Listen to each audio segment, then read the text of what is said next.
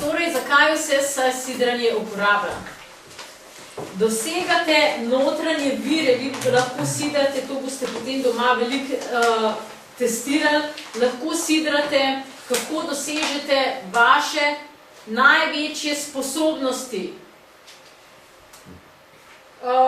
Vsi v preteklosti imate že izkušnje, da ste v kakšnih situacijah res zelo dobro delovali. Za kakšno zadevo. Greste nazaj, podoživite in sidrate. In to isto stvar podoživite potem kadarkoli v prihodnosti hočete. Torej, vse notranje vire, notranje sposobnosti, vaša stanja notranja, samozavest, kdo hoče biti samozavesten, odločen.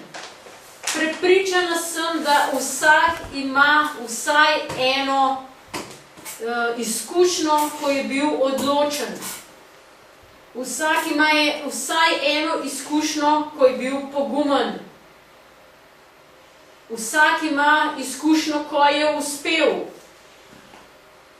In ta uspeh sidrate na tak način, da potem to sidro lahko vržete kamorkoli, se peljete.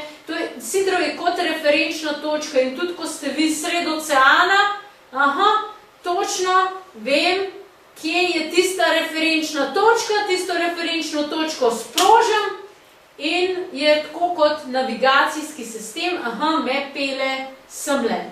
Začnem to doživljati. Spremenimo pogled, obogatimo znanje.